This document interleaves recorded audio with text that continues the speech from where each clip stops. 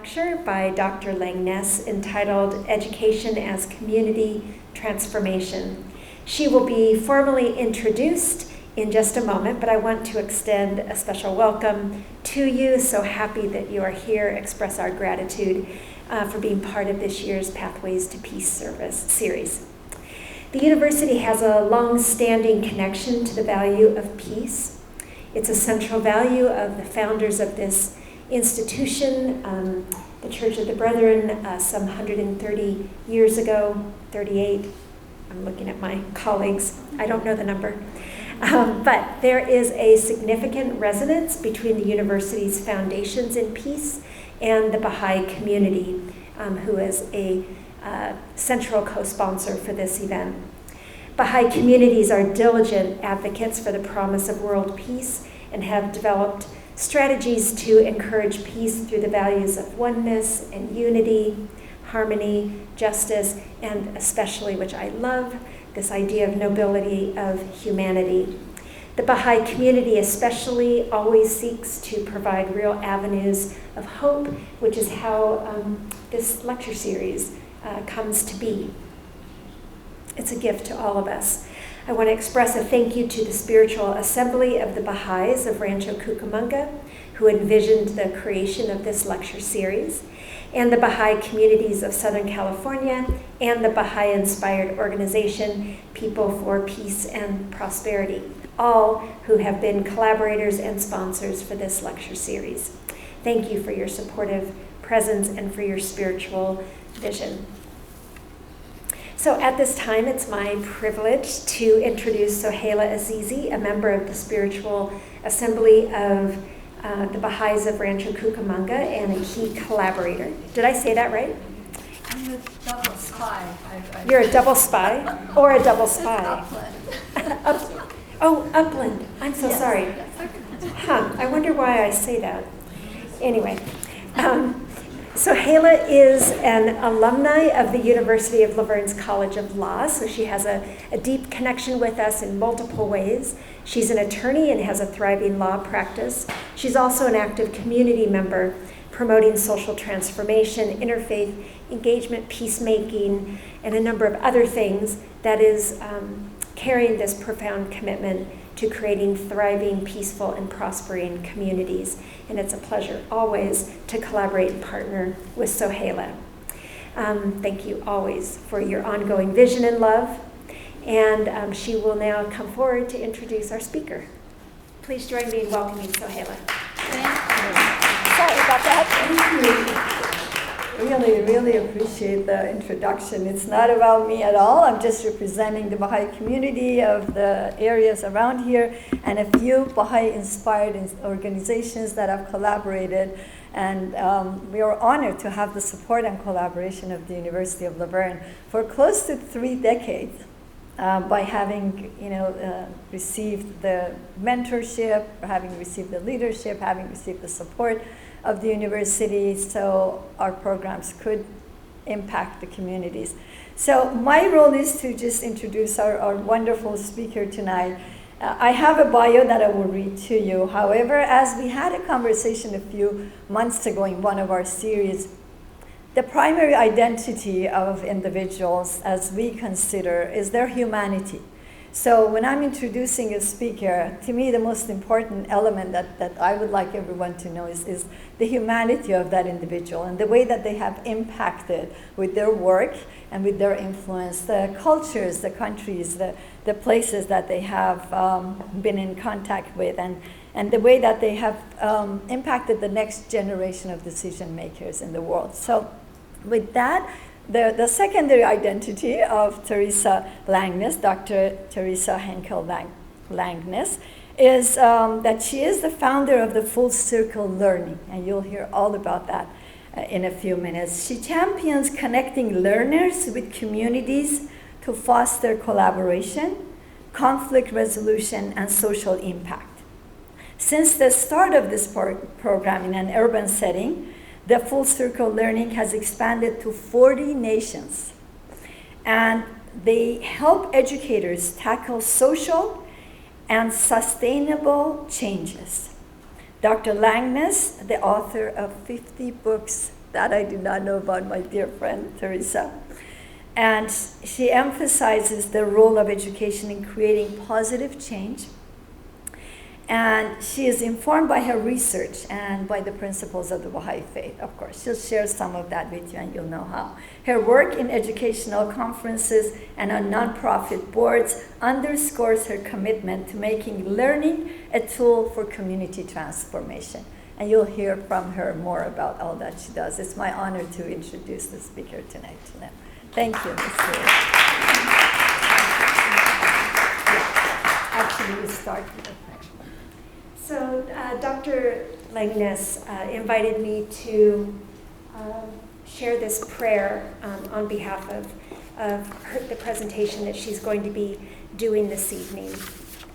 It's a prayer for civilization by Baha'i.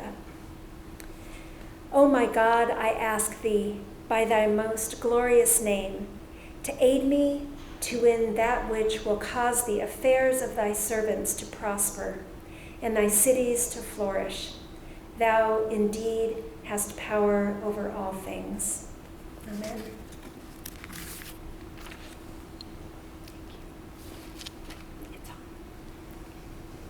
Thank you so much. It's an honor to be here. I've met so many wonderful people this evening, and I appreciate that your time is valuable. You could be anywhere. The fact that you're here means a lot to me. And I thank Sohaila and Zandra and all the others who have helped sponsor this evening. We'll try to make it worth your while. Before we begin our presentation, I thought we'd start with a song. As you listen to this song, think about this question. If we nurtured every child to nurture their community, would peace be possible?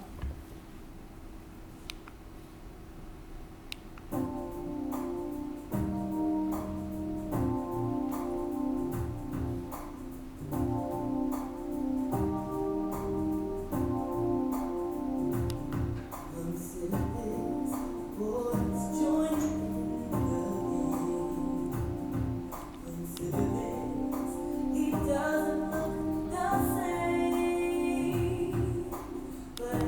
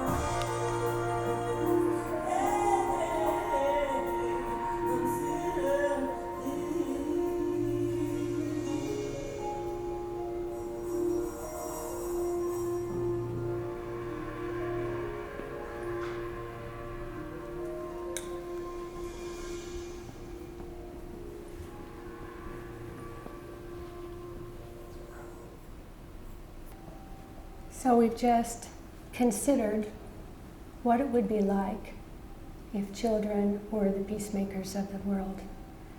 I'd like you to think about that as we go through this presentation, because children can be preschoolers or they can be graduate students. The next generation is an ever-evolving phenomena that can change our world. And so tonight we're going to talk about education as a pathway to peace. Not just education in general, which is a good start, but education that truly has as its heart the transformation of the broader society. So where does peace begin? We talk about this subject as if peace and war are determined on the battlefield after decisions have already been made and character has already been formed. But really the seeds of peace start many, many years before you ever have the battle. Any act of aggression or concession occurs in the cultivation of a generation of children who become leaders and citizens and who make that choice between empathy and benevolence, or nationalistic tendencies, competition for resources, competition for the dominant cultural identity. The stakes are high long before the conflict begins. So do we wage peace in the home, in the community? What about the classroom and the schoolyard? What about spiritual centers and halls of learning like this one? What about refugee camps? What about places where there's want in the world? Are all of these places where the decisions that are made based on character are what drive the progress of peace and create its framework?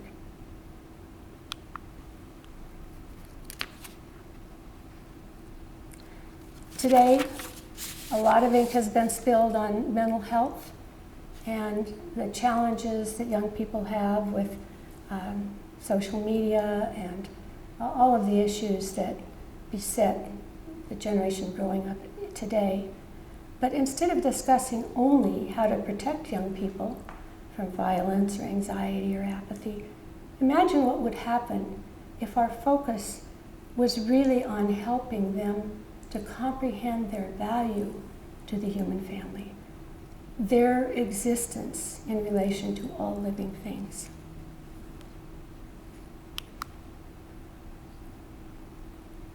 Rather than motivating them through competition or fame or even acceptance of peers or extrinsic rewards, what if the motivation to serve the human family prompted learning at all ages?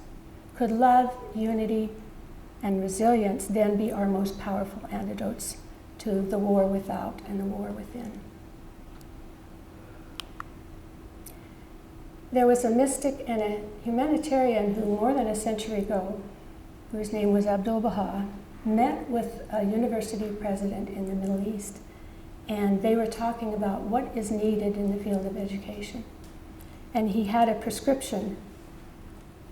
He said if there were 3 cardinal principles for universities and schools around the world, they should be: first, a universal standard that advances the unfolding of the mysteries of nature, extends the boundaries of science, and contributes to the elimination of ignorance and social ills.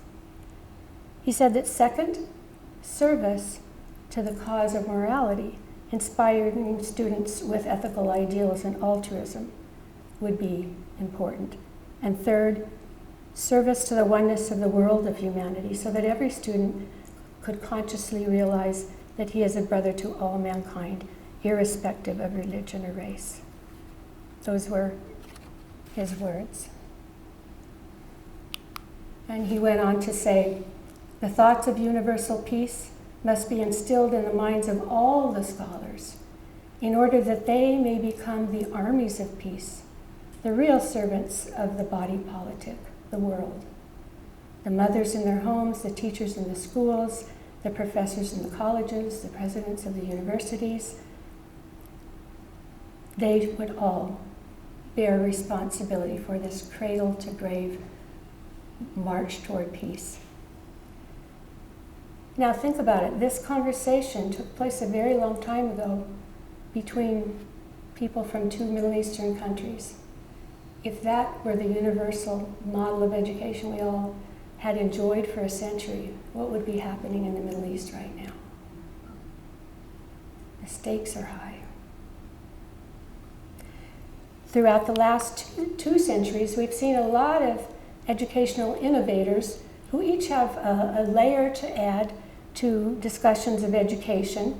Mostly they're talking about how we learn or what we should learn. And as you can see just by glancing down this list and this list,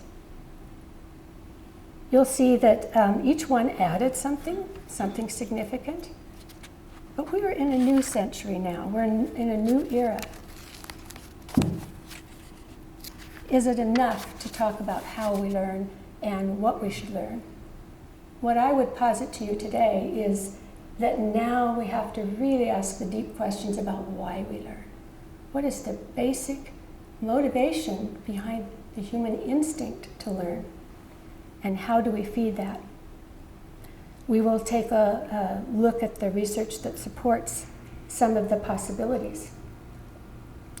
First of all, I would like you to turn to the person next to you and introduce yourself by your first name and the last name human.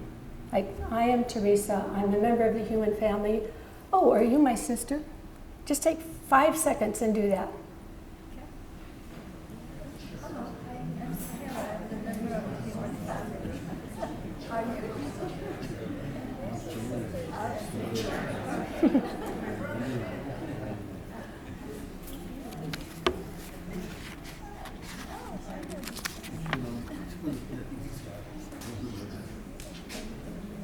So I'd like to ask you how that felt. Did you feel a moment of connection that was deeper than what you had felt with that person 5 seconds earlier? Yes? Imagine you're a child in a classroom, and this is what happens the first 5 minutes of the first day of school. And then it gets repeated with various layers of discussion about how to serve and enlarge our family. Today it's just us. Tomorrow it might be this population or that group or this grade level, or we're continually expanding our human family. Imagine, I don't know about you, but I did not grow up in that kind of a school. Would your life have been different if you had? Something to think about. And that's what's happening. In classrooms all over the world, we've seen just radical results just from one tiny strategy of many. Those little things make a difference that determine our identities, our connections, our relationships. It's very important.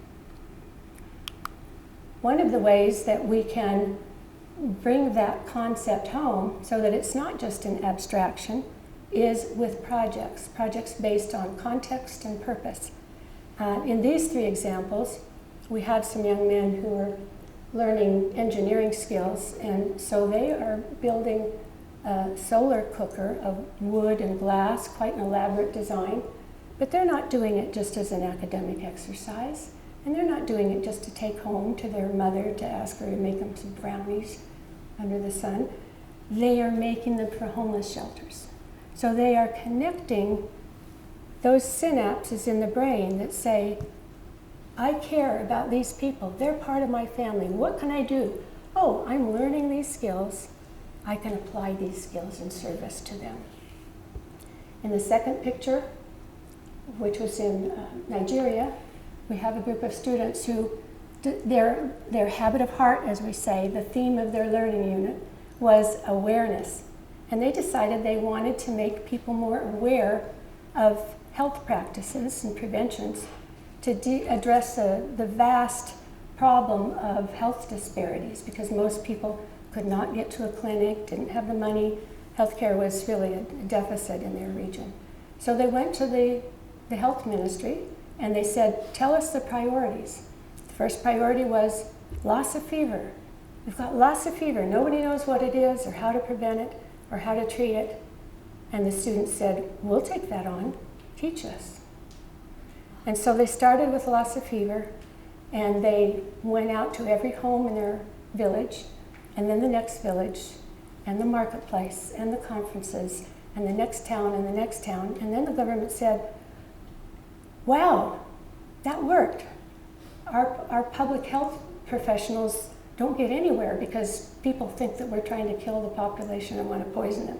So we're going to give you the next assignment of the silent killers. We want you to deal with diabetes and heart disease and teach people what they need to do differently. They not only taught the people, but they also got a grant for glucose kits and blood pressure cuffs, and they learned how to give health checkups to all these people who had no access, and to teach them about disease prevention, about food safety. Well, now they have served a couple million people throughout their region of Nigeria. This is what I'm talking about. The third picture is in China. These children are fortunate enough to have an environmental garden on their rooftop of their school. And the man who built the school, right next to it, built a senior care facility with 1,000 patients. And then he said, and oh, by the way, I'm going to build a factory because I don't want the fathers to have such a long commute. We'll make a family right here on the same plot of land. And so every day the children, they harvest their loquats and their fava beans, and then they walk next door and deliver them and talk about biology with their adopted grandparents. And every group of 2 or 3 children has one grandparent. And on one day a week, the fathers are let off work early so they can take their child to the grocery store and buy the ingredients to supplement this with a dinner for that adopted grandparent. This obviously not only changed the relationship and the health and well-being of the elders and the education and purpose of the children, but it changed the relationships of the nuclear family between fathers and children. Now, educators are increasingly seeing how important it is to have purposeful pedagogy. There's a book recently published by Routledge in which author Andy Hargrave, a renowned psychologist of education, said, at this existential tipping point, students don't need interminable tests. They don't need ideologically driven disruptions or constant digital distractions. What they need is to find and fulfill a sense of meaning and purpose in their lives. We should see head, hands, and heart and feet working together, uniting thought, passion, and practice. I found that very interesting to read because it was just written recently, but it's basically a description of what we do at Full Circle Learning. It's newly important, but it's not new. It's been working on 5 continents for a third of a century, 40 countries. And what we have found really persuades us to believe that this purposeful integration of cognition and compassion and creativity and conflict resolution, that this is the path to peace. If we want to have harmony and sustainable societies, it really has to trickle through all of the levels of education, all of the content areas. It is not the province of only those people who are engaged in a major in sociology.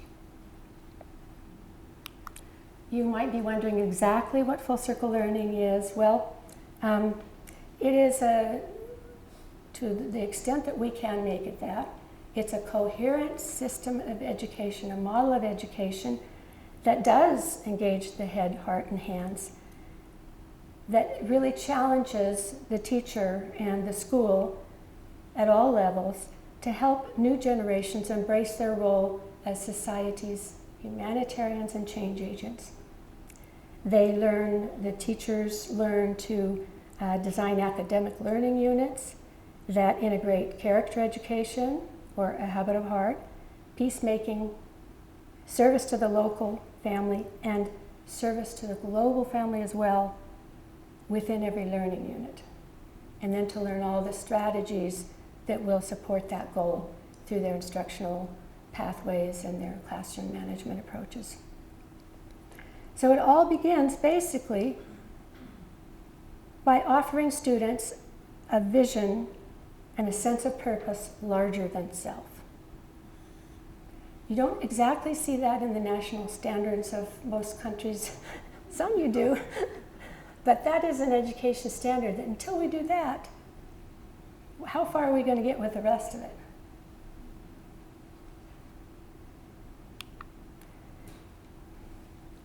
This is just a simple little diagram. The text is too big, so don't try to read those middle sections. But anyway, it just kind of shows the process that we went through to arrive at this. We started out with a pilot program in Los Angeles at a time when unity was very needed, when there was civil unrest, and started with a very small pilot group of students. And then other communities in California noticed what was happening, started asking for training. We had global wisdom exchange partners for the classroom so that they could begin to talk to children in other countries and value what they were bringing to community transformation in their regions based on the same habit of heart and a similar problem, be it food security, elder care, whatever it is. Well, naturally, that became kind of contagious, and pretty soon we realized what people really wanted was professional development, pro bono professional development in how to accomplish this. You can't just put a sign on the wall that has a positive word, a habit of heart, awareness or forgiveness or whatever it is, that there is a system of time-tested strategies that had to go along with this to make it real. And we have identified really 25 marks of a full circle learning pedagogy that when they're in place, they really maximize the potential of those learners to become peacemakers. And that's regardless of their education standard in their country, their religion, their race. We found that there are certain things that are universally true and then have to be customized on the ground by those educators. And the schools in sub-Saharan Africa have been especially amazing to us. Recently, we were providing them with community impact grants and scholarships and capacity building for their teachers. And now we've been able to give them some leadership capacity building. So now they are all starting their own full circle learning NGOs. So there will be 12 new babies that spring from this. So that's, to us, that's what systemic growth is about. It's organic. It doesn't happen just by opening a book. It requires contextualization over time and growth until everybody's really ready to take that next step. These are kind of the 5, I would say, general priorities, these spokes of the wheel that represent parts of the coherent system. This is mostly related to curriculum design, that character education, or a habit of heart, has to trickle through all the academic content areas, all of the arts and the music in a learning unit, the conflict resolution strategies, the restorative justice strategies, and it has to culminate in service, first to the local community and then with a parallel in a global community. Until you've done that, it might be half circle learning, it might be quarter of circle learning, but it's not full. You haven't fully integrated all the capacities and personal individual strengths of those children until each one can bond with that character trait they're trying to develop. If a child who's a budding scientist realizes that their science is actually going to create a path to peace, or if they're a musician, whatever it is that they do best, at some point before that learning unit is through, everybody needs to say, this is vital to my destiny. This is what I have to contribute by using this habit of heart, these skill sets, and addressing a common community challenge that the school has identified.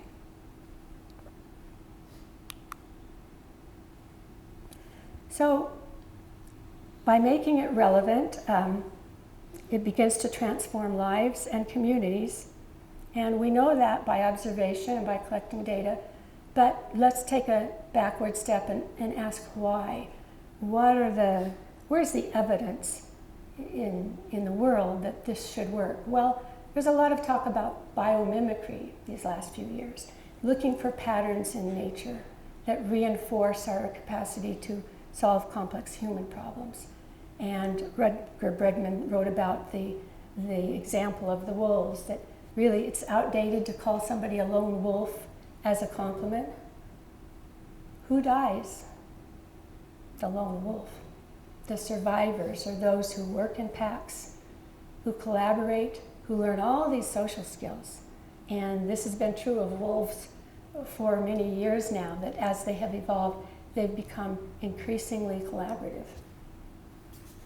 Also, Steven Pinker's research and Hans Rosling, what they've been able to show is that despite what we read on the internet and social media, the world has actually been inching toward peace from century to century, even from decade to decade.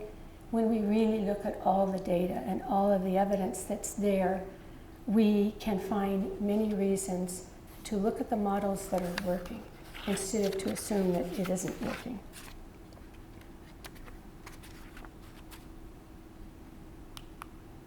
This was a piece of research that it just tickled me.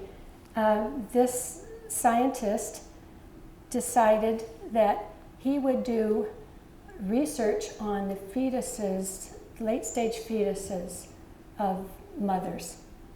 And so he took laser dots and showed them in random patterns on the abdomen of the mother while checking the heart rate of the fetus.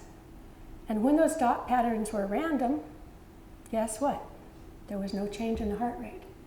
But when he created those dots in the shape of a human face, boom, boom, boom, boom, boom, the heart rate sped up.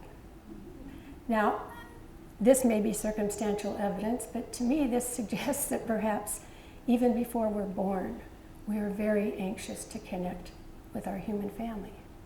You haven't met your mother yet, but you're already eagerly awaiting that connection. There are a lot of altruism studies on young toddlers, young children that have been done over the last 40 years. One of them was a study where they took children who were basically toddler age and had the researcher drop a toy and see what the child does with the toy. In some cases, they go off in the corner and play with it and hoard it. In other cases, they return it to the researcher. Well, they documented these children for 30 years, and they monitored in their research which ones were in stable homes, two-parent families, which ones had a decent school, which ones had caring teachers. They really followed up closely. And the ones that had not only intrinsic altruistic capacities, but also received the reinforcement of caring adults who taught them examples of how to expand their altruistic capacities. Those were the kids that graduated from college, entered service professions, had successful lives, and some of the others fell by the wayside. There's also another study that's quite interesting about labeling. And, you know, if those of you who, I don't know, if anybody raised children in the, 80s, 90s, maybe even 70s, they were saying, don't ever use a label for a child. If you have something negative to say about them, label the behavior, but not the child. Well, more recently, they started also examining the viability of labeling positive social actions, pro-social actions, and they found the opposite is true. When you say, Johnny, you are such a good helper to pick up those pencils and return them to your classmate, what is Johnny feeling now? Raised self-expectation. He has been identified for his deep spiritual caring capacities. That's very different than saying, thanks for picking up the pencils, Johnny. See how that works? Well, before this study was done, establishing the importance of both the human connection and the positive self-expectation, we had already been incorporating it in schools by giving grade levels class names. If you say to an 8th grader, "Oh, that's no way an 8th grader should act in the hallway," the student is thinking, how does an 8th grader act in a hallway? Can I look that up on Wikipedia? It means nothing. But if the 8th graders are ambassadors, and the 9th graders are change agents, and the 2nd graders are helpers, and the 3rd graders are peacemakers, then there are many opportunities to reinforce that behavior by calling them to their higher, better angels of their nature, saying, show me, how do peacemakers line up after recess? You'll get a whole different result than how do 3rd graders line up. And believe it or not, this one strategy is one of those that, beyond the curriculum design and all the rest of it, this has had a profound impact. In South Africa, people calling their 3rd graders society builders. And, you know, everybody customizing it for the needs of the society in which they live. And now this is, I don't even know how many countries this practice is used in, but there has been a definite difference between a school where you'll walk into one classroom and a teacher has implemented this. You walk into the next classroom and they haven't. You will see different students. Now this is one of my favorite studies. The late Sam Oliner from Humboldt University decided not to evaluate young children, but to evaluate adults. So he found 1,000 adults who were all leaders in some altruistic way in society. They were leaders of social movements, they were nonprofit founders, they worked with poverty, or they survivors of Auschwitz, or whatever it was. He found 1,000 distinctly different people in different fields, and he interviewed them about their early life experience. And these 3 common features emerged. They had all had opportunities to appreciate diverse perspectives. Maybe it's making friends with the prison guard. Maybe it's living in a neighborhood where everyone is different from you. Something that expanded their ability to have that broad human perspective, so that the human identity is the overlapping identity. They were able to see from a broad perspective. They were able to turn hardships into problem solving and opportunities for growth. And they were able to create bonds with positive role models, which explains the significance of the professor and the teacher and anybody else who's working with young people in the formative stages of life. So when we build these into the learning process, once we learned about this research, we started building those requirements into every learning unit, so that whoever is planning the activities that support the academic goals, they have to find ways to incorporate these processes. It's not just projects, but processes. How do we do that?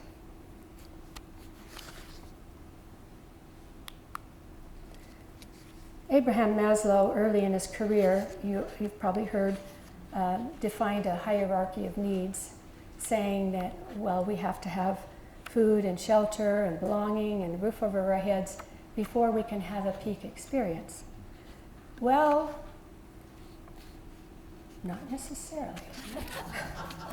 Even he, later in his career, kind of went back on that, because what we have found, and we've been in some areas where you can't even imagine the hardship and the trauma that the children are experiencing.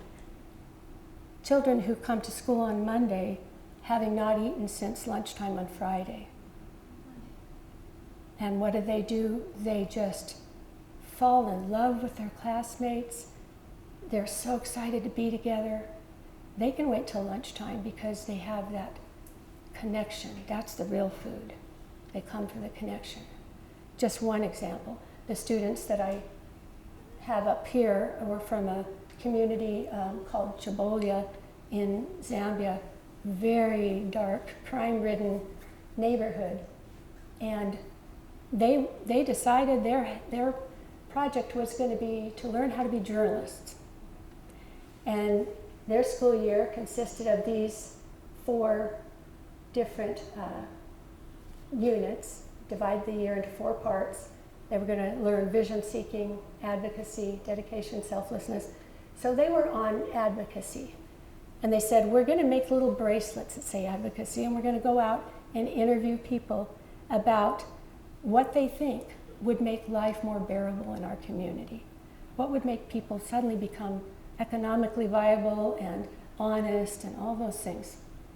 Well, to a person, everybody said education.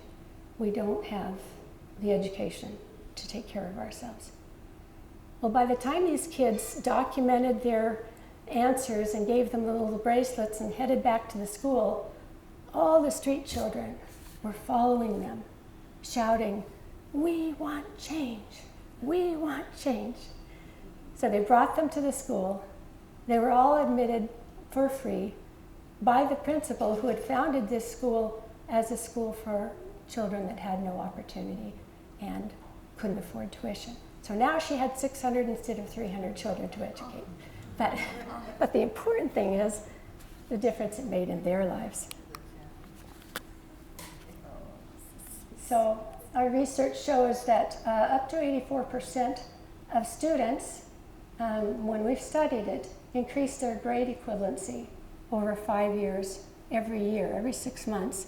If they started out a 10th grader first month, by the next year they would be the 12th grade level and so forth and so on.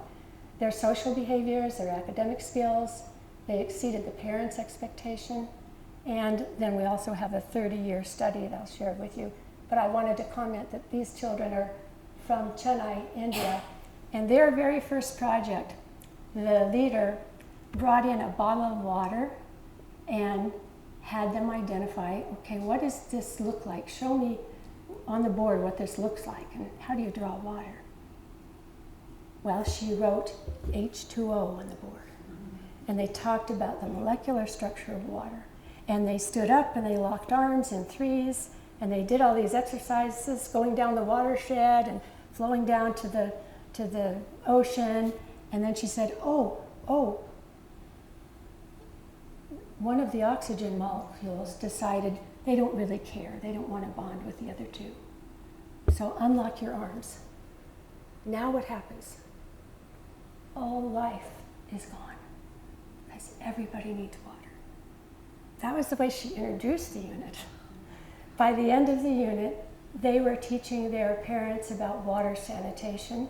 They were going into all the yards where there's gray water in the back and a filter in the front, but the filter's big enough for a squirrel to follow through, They trained them in how to create sanitary water systems. They cared about it, not just because they were interested in the science, but because they saw the impact that it could have on their families and their health, and how it related to love, which was the habit of heart.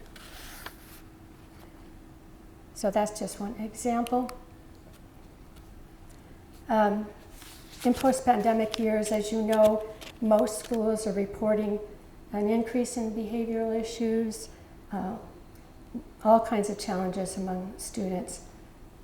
But clearly, the time has come to look at these challenges more holistically, even as we still address the many, many real factors that lead to trauma. That's important. But if a child has been educated throughout their career, and they're now in college, and they have this mindset already, it creates a difference.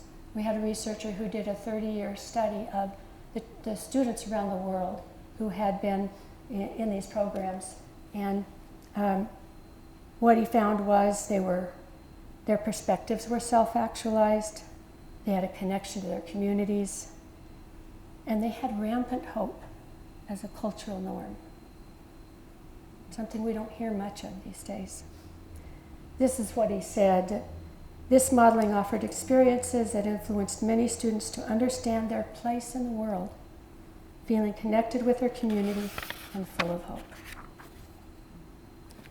The study suggested, of course, that cognitive learning wasn't enough. Socio-emotional health, as administered in a separate room by a counselor, wasn't enough. It was what the students did that made the difference. It was understanding why to learn, what their lives were all about, how many destinies they could shape, which is very empowering. And so what if we acted on that theory through our curriculum, our instruction, classroom management, conflict resolution, arts education, service learning, uniting all these together in one coherent system? There are many more stories to tell from both urban and rural institutions of learning in this country and also abroad. I'm just going to give you a couple more examples.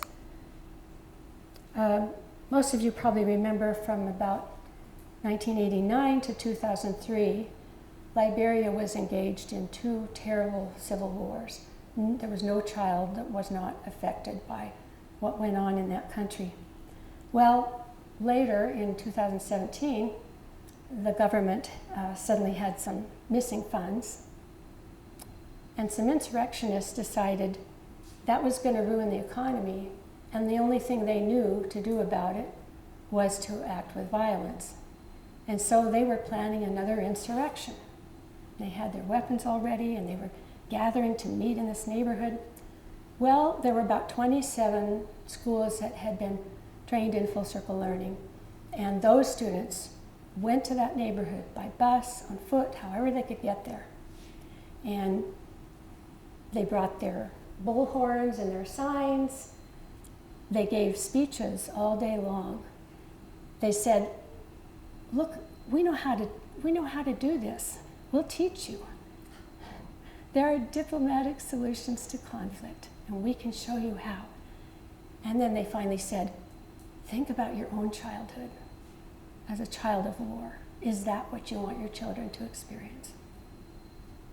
And then they went away, and the insurrectionists got together and said, what were we thinking? We don't want another generation of war, and they went home. So the question is, how did these students feel? It changed their lives even more than it changed the lives that were possibly saved by avoiding that insurrection. This one I'll just give quickly. This was a school where, often conflicts are about resources, arguing over resources. In this case, you can see this plateau here. You don't see a thing growing up there. It had been deforested from collecting kindling. And so because there were no trees, there was no moisture, there was no shade, there was erosion.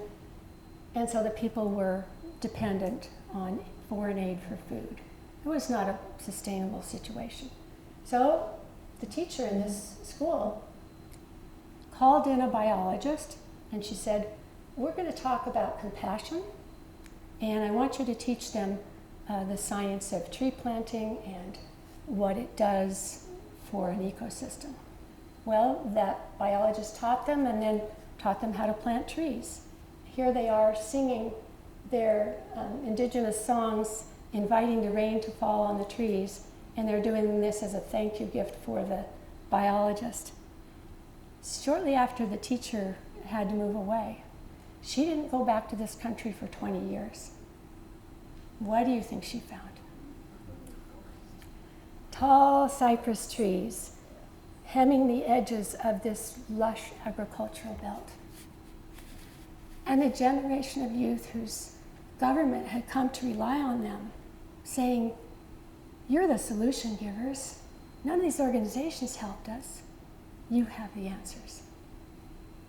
Transforming the individual as we transform society, because those things are related, they're cyclical.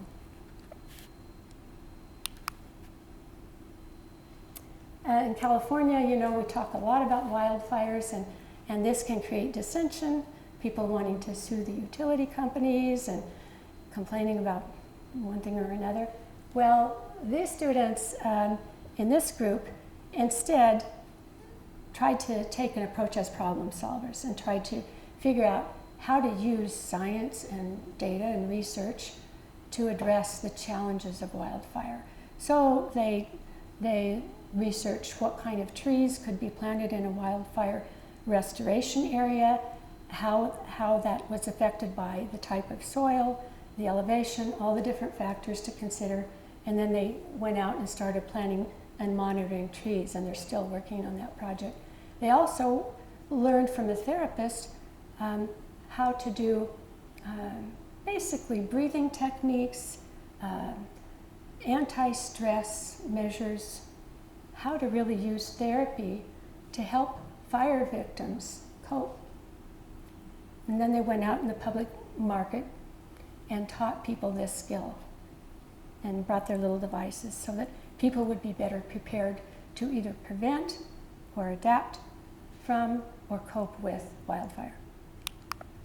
These students were using science to explore the relationship between transportation and war and carbon emissions.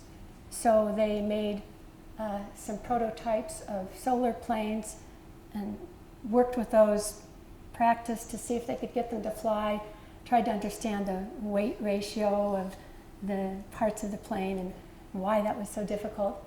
But they also went out and explained to the community that warplanes use more energy than any other one thing.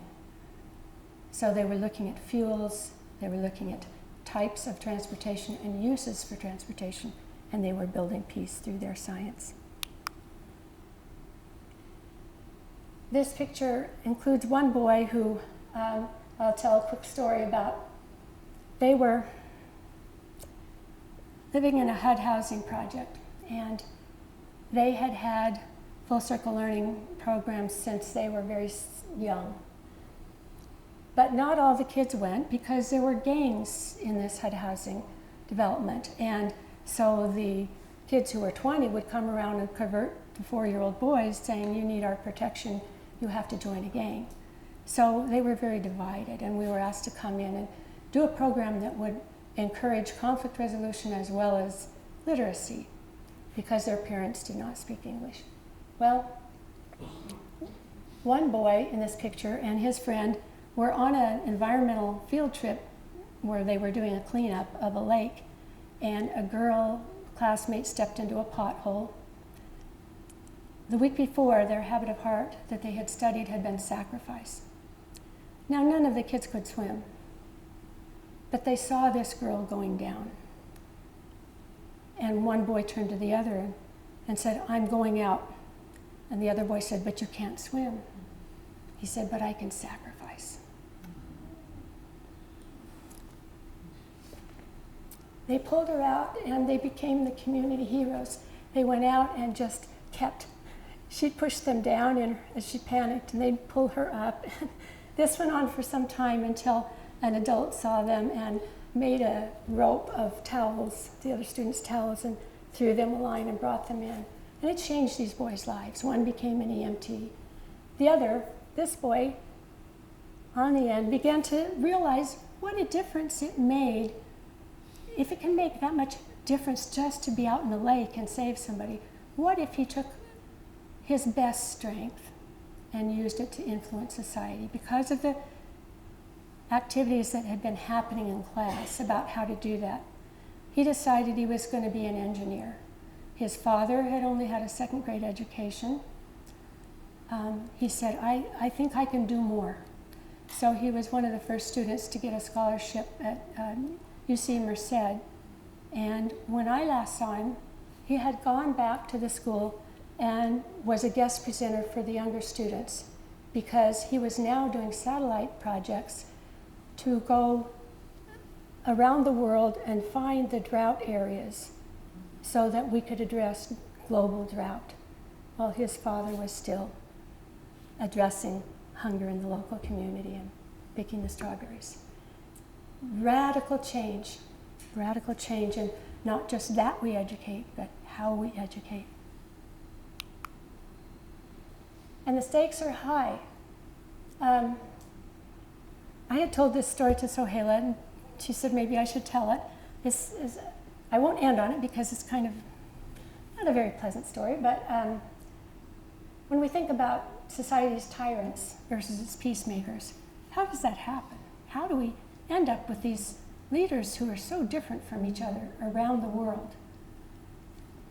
Well, one time I was in a country where I was going to be doing a training of trainers the next day, and I was staying in a home, and the lady across the street had heard I was there.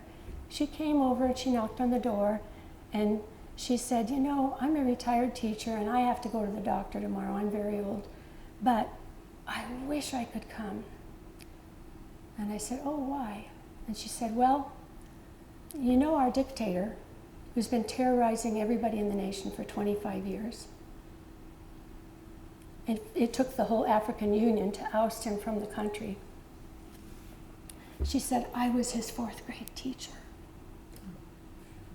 And we all gave up on him. We didn't know how to guide him or contain him. He was a bully, he was a clown. So we just let him do whatever he wanted. We let him roam the school. And she said, I have that on my shoulders now. What a lesson that was. By the same token, think of every Nobel Prize winner. Did they have educators in their life who taught them that the purpose of knowledge is to transform society and to build relationships that are positive and that carry forward an ever-advancing civilization? There are many more examples of that than there are dictators in the world. But this is why it's so important that at every level, as I say, from preschool to graduate school, we need to be thinking about the role we play in the lives of these young people who are the architects of our destiny and theirs. The world will depend, and peace will depend on how fast we're able to make this transition to a more purposeful kind of education. Educating peacemakers begins by honoring that innate desire to connect. It links human development to expressions of social cohesion. It synchronizes acts of character, curiosity, connectivity, creativity. This is an important one. It creates a culture whose normative values favor peacemaking. It's not an add-on. It's not something you come in and do an anti-bullying day for an hour and think you're done. The whole culture has to shift. And most significantly, educating peacemakers requires us to expand a learner's relevance and their understanding of their relevance in an ever-widening human family. Sometimes we have a class where you'll see a globe on the board, and every time the students serve a new community group, they'll put more stick figures around that globe, new members of their family. So it might be the children in the orphanage today, and next week it might be the wisdom exchange partners in another country, or it might be homeless people, it might be, an expanding retinue of people that they are able to say, these are my family members and I have a responsibility to them.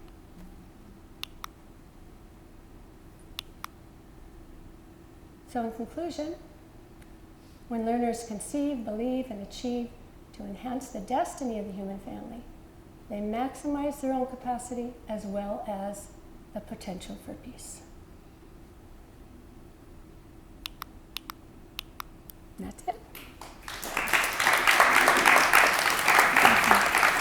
Thank you. Thank you for your patience. I probably went over time. Thank you so much, Dr. Langness. Thank you. Yeah. So inspiring, the work you're doing. We have maybe just a few minutes for a few questions. We have a tradition here that we often ask first if there's any students in the room who would like to ask a question. And we'd be happy for questions to come from students first without pressure. But in general, we'll just open the floor, and we have time for a few questions. Thank you. Yes. Hi. I'm currently studying to be a teacher, and I work at a school.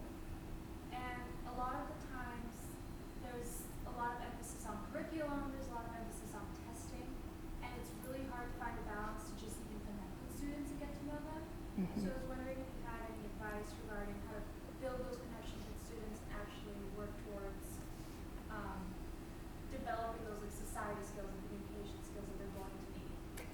Okay, she asked, she's working in a school and she's working with students who are being run through the mill of testing is what's important, blah, blah, blah. How does she make time for those social connections to be nurtured? The first thing I would say is, I hope you're going to get a PhD and become a part of the systemic change from the top down that says we need integrated values. That's the long-term goal, is the system has to allow space for this to be infused into the academic program. If it doesn't, then you might have to be a little bit, how shall we say, tricky. And you know, a lot of times the way you word something makes a huge difference. If you have, so many examples. Well, I'll give a curriculum example. Third graders have to learn how to write a persuasive paragraph.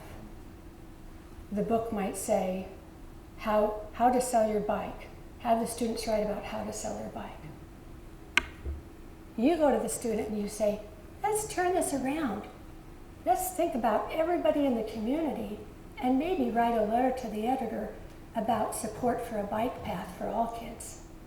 You can veer them into avenues that are a little bit less about self-interest and economic preservation and more about human preservation in those ways that relate to the actual tutoring. Now, when it comes to counseling, where they're coming to you with a problem or you can see that they have a challenge, we have some tools that cause them to have to think deeply about cause and effect. There was a boy in one school who was very quiet and he was very upset.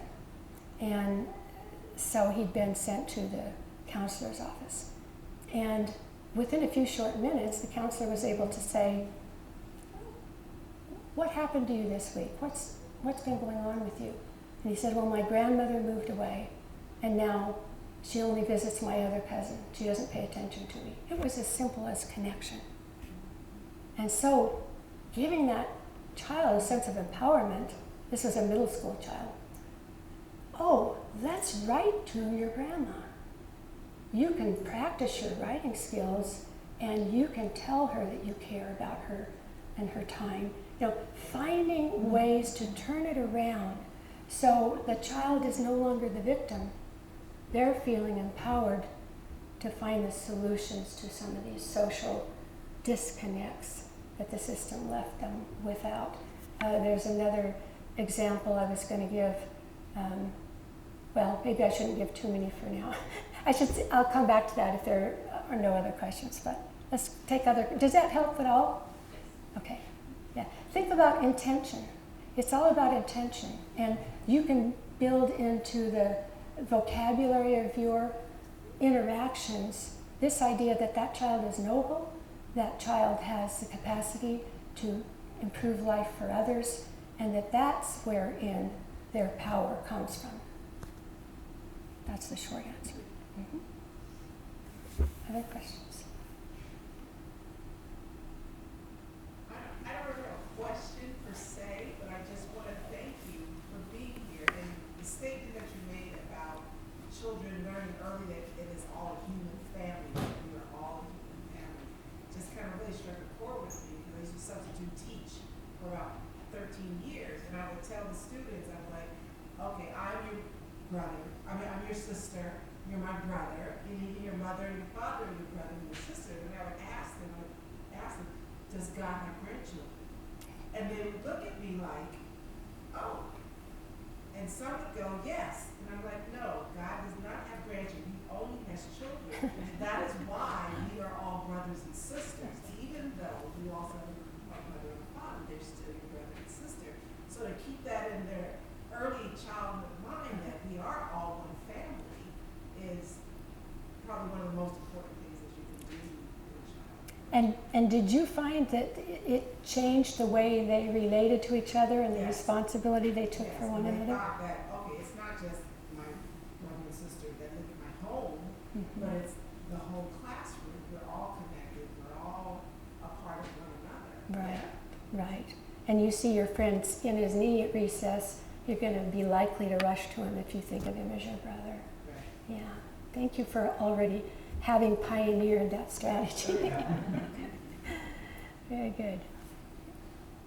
So Helen? Addressing Emily's question, I think she could be writing her thesis for this kind of education, and then using the statistics that have worked, that it could affect the test taking results. It could affect the school's qualifications for grants or whatever it is that the schools are looking at the bottom line profit, but at the same time we're turning the whole culture of the school by some project that you could undertake, and you could be interviewing students, you could be putting them under your analysis for years and then watching what happens. I think you could be that agent of change by the learning that you are showing interest in. Yeah, exactly. And this idea that we have to sacrifice one for the other, that you're not going to have students with high grades or with good intellectual skills if you take time to do anything else.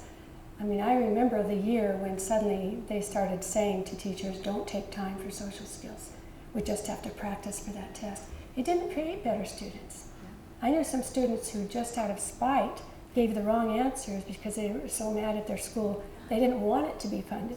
So it actually increases the motivation to learn, increases their skills. The more that we can do to shift their identity very early on and help them feel this connection, it will give meaning to their learning, regardless of whether they're also being required to pass tests and all of that. So we can take one more. I'm just curious, I think at the turn of the century, the whole education system is designed to produce these workers as a result of the Industrial Revolution. So I was curious, in that sort of a cynical view of education intent, what are some of the hindrances of making these systemic changes where they can kind of break out of that tradition of making these good workers for the industrial age? And what do you think could help it? What do you think are some of the hindrances? What are the hindrances of that industrial system? Making that change, the powers that be that could make those changes. What do You mean changing it away from? Yes. Yes, okay. Well, first of all, you have to have a lot of patience to try. And some of this is location specific. In this country, we are much more dogmatic about that than they are in some countries because they see the positive social impacts of doing something more holistic. But one thing we kind of said at a certain point is it's easier to let water trickle down the mountain around the pebbles than it is to push the boulders up the mountains. So you start with those friendly voices. Maybe you start with charter schools, maybe you start with universities. You start with places that understand the valid research that supports that it's not sustainable to only have an industrialized society. And you begin to create a change movement from within. If you try to buck the system and have a school refuse to turn in test scores, basically you end up getting shut down as a school.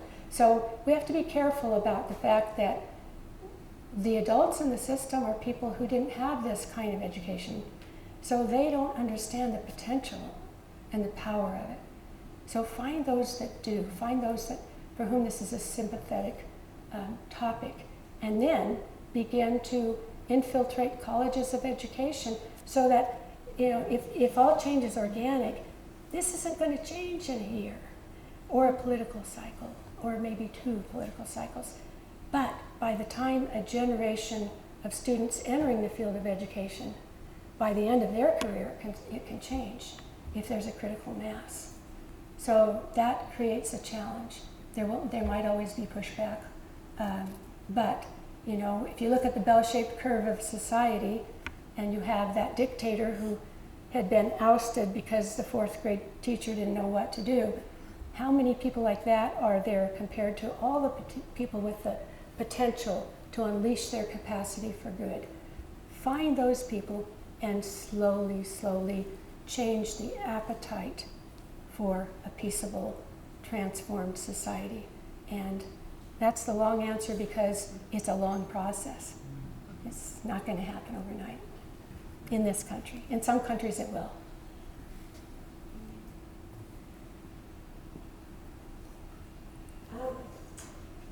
Number one, I'm just really, really inspired by you. Thank you. This is such transformative work that you are working on. It's Thank you. something so needed. Wow. Please, everyone, let's give a big thank you.